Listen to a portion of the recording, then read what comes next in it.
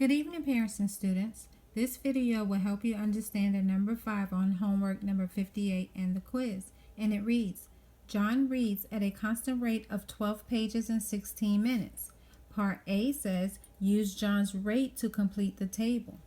Part B says, how many minutes will John take to read 100 pages?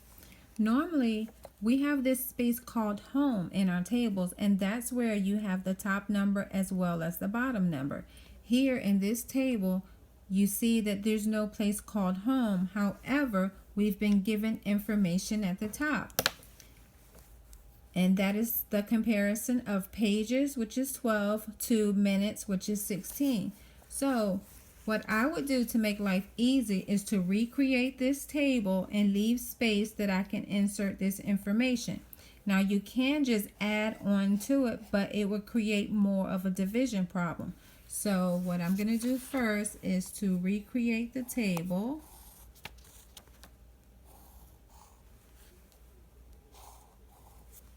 And while I'm at it, I'm going to see if I could leave space to find the unit rate as well as leave a space for the 100, so I can go ahead and answer B as well. So we'll leave this first space to unit rate because we know it's going to have a 1. And let's go ahead and put our time here and our pages there. So we're trying to find out how many pages John can read in 1 minute. So then we'll go ahead and put our 8, since that number seems to be next. And then we would put in the information that they gave us about John, which is 12 pages and 16 minutes.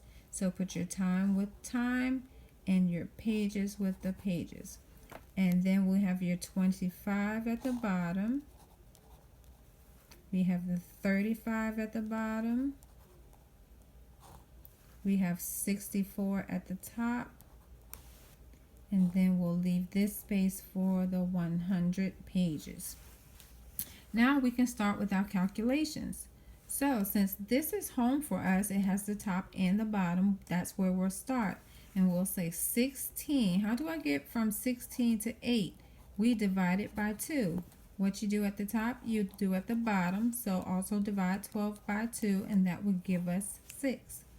Next, we would go from the 8 to go ahead and get to the 1. How do you get from 8 to 1? You divide by 8. So you have to divide the bottom by 8 as well. And 6 divided by 8 is going to give us a negative 75. So don't be afraid to come up with a negative. Remember, negatives are also, a decimal. I apologize.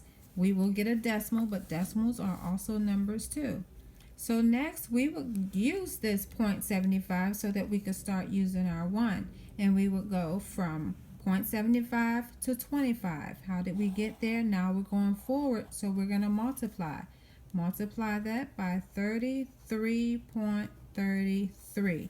Now, how did we come up with this number? We simply took 25 and divided it by 0.75.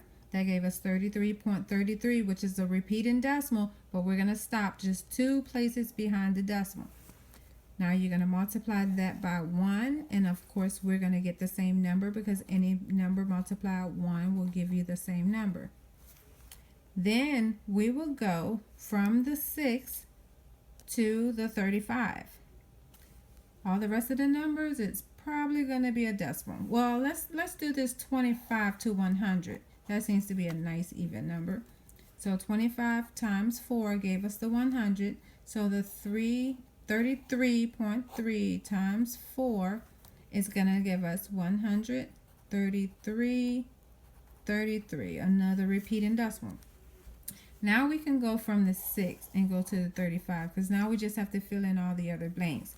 And we will multiply that by 5.83. So 8 times 5.83 will give us 46. 6, and usually it's a 66666, but we're just going to round that to a 67 because that's also a repeating decimal. Now the only thing we have left is to go from 8 to 64, and that's 8 times 8 give us 64, and 6 times 8 gives us 48.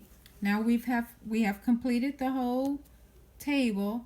And so to answer how many minutes will John take to read 100 pages, we see that the answer is 133.33 minutes to read 100 pages.